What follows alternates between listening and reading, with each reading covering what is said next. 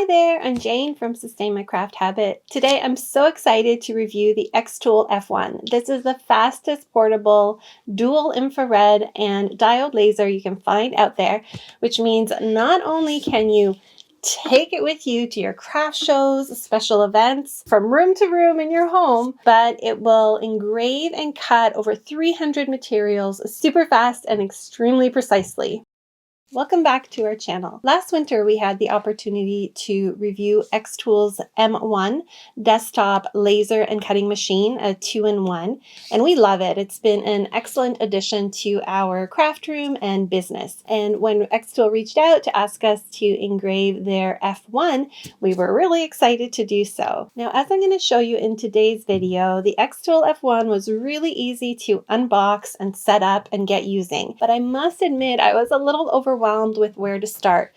They sent a package with all these great materials in there, but it's overwhelming to know what to make first. So we have a sample set of projects that you can download and use with your Creative Space software to make various different projects, just to try out all the materials that are in there. So in this video, we're going to unbox the xTool F1, set it up alongside the desktop air purifier, use it then to make 7 really quick projects, including acrylic earrings, an engraved wood slice, a slate coaster, and more. And then I'll share some tips and resources that you can tap into to make your engraving journey a success. So let's get started. For this review, xTool sent us the F1 machine, the slide extension, as well as the desktop smoke purifier. The only thing not included here was the RE2 Pro, which lets you process curved objects with a 4-in-1 rotary. All the components came really well packaged and secure, and this is great especially if you're thinking to transport your xTool F1 and the smoke purifier with you to craft shows and such. Just be sure to hold on to all the packaging, and you can easily reuse it to safely move things around. After unboxing the smoke purifier, I took to the slide extension, which came in this box. The slide extension is an optional component, but lets you increase the working area for the xTool F1 by 4 times, which means you can do more projects and even faster. The box with the xTool itself was really well packaged with the instruction sheets. Everything was protected with this foam around there.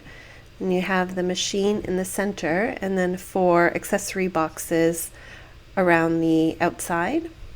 For the machine, there's actually no assembly required other than attaching the outlet hoses and the power cables. The xTool F1 came with a sample pack of materials, which I'll show you the projects that I used, that I made with them as well. In the box with the xTool F1 came an exhaust hose, which you can use if you didn't get the desktop air purifier. The desktop air purifier is optional to purchase with the xTool F1, but it's highly recommended if you're going to be working in an area that's indoor or maybe doesn't have the best ventilation. So now that we've unpacked the xTool F1, the air purifier, as well as the slide extension, let's put it all together. The desktop smoke purifier for the xTool F1 comes with the actual compartment with the purifier inside, and we can open that up. You just squeeze the sides of the lid, and you can see actually lift out the air filter if you need to replace that over time. That slides right back in there. It also comes with a set of pre-filters. These are HEPA filters.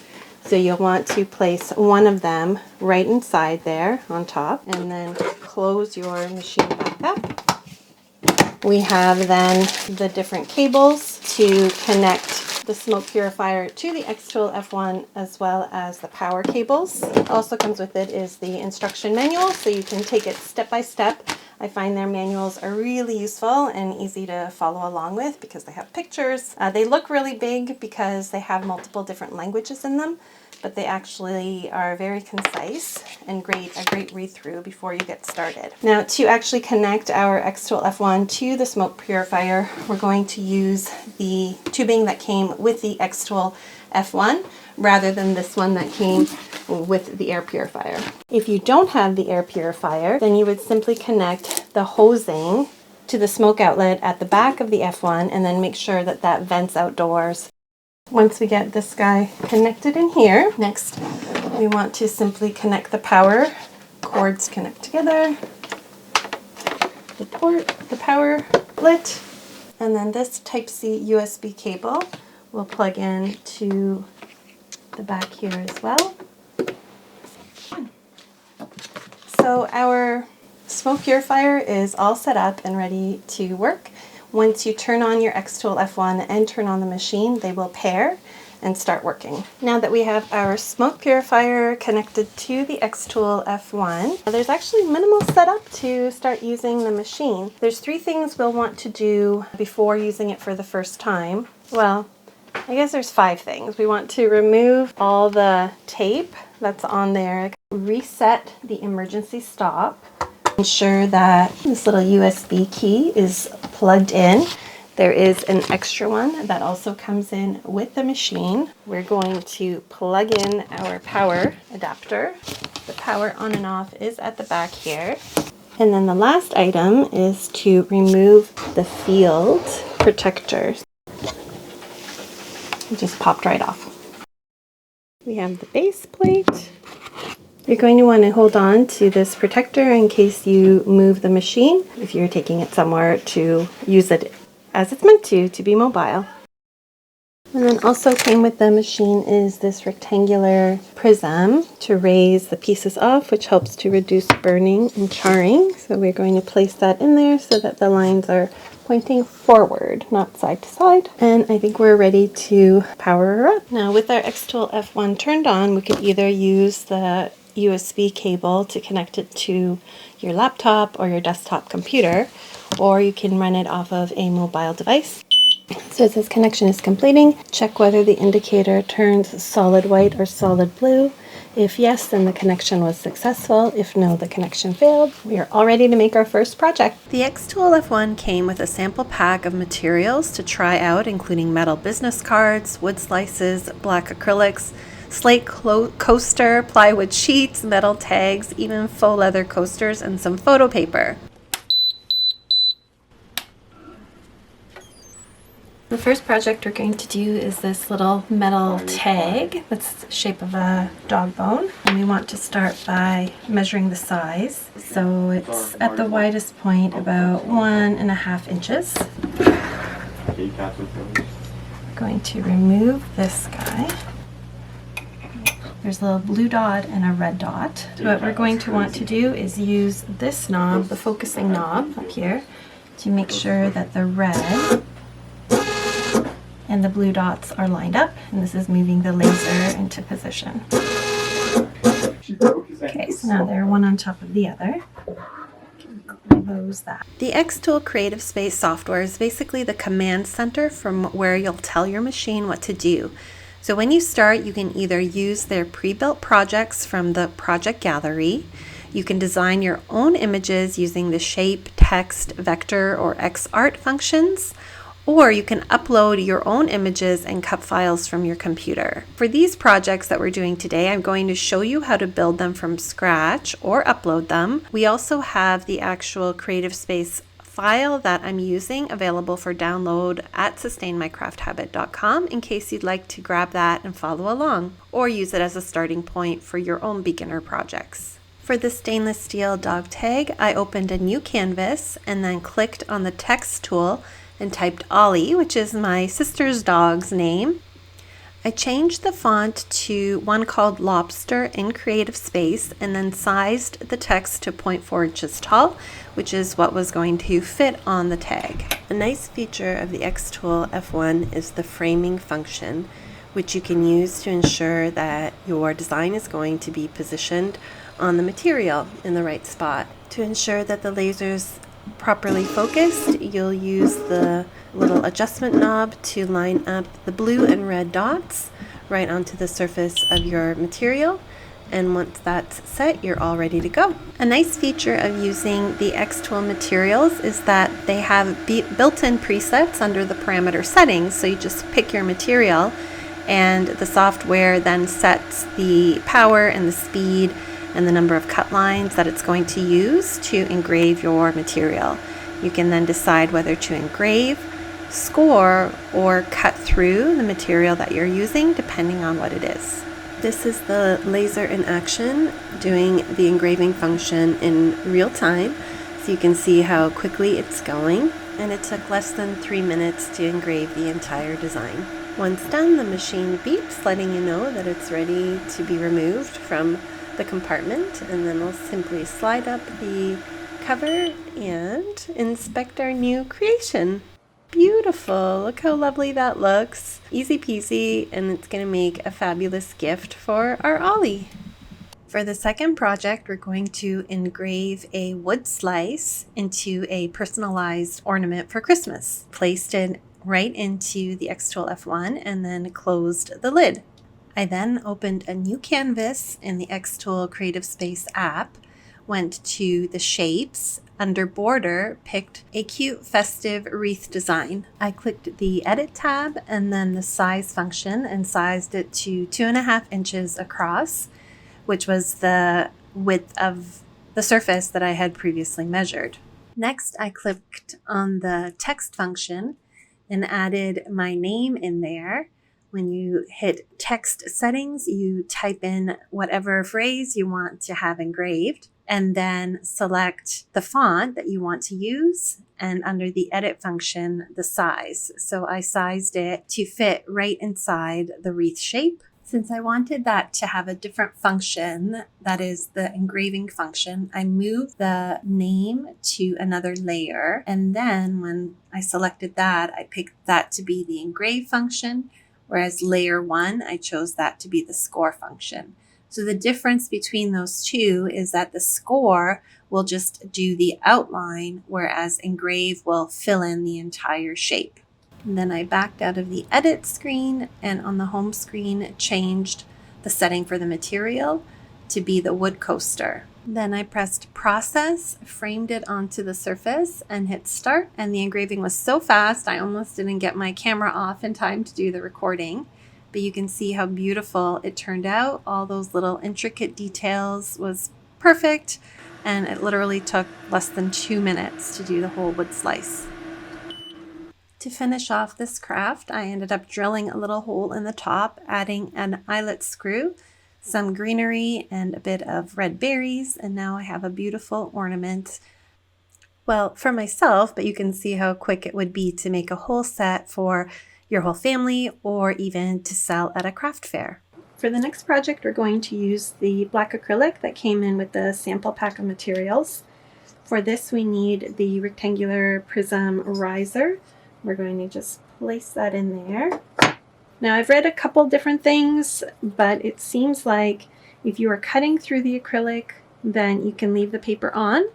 But if we are engraving the acrylic, which is what I also plan to do, we're going to take the paper cover off to help minimize scorching.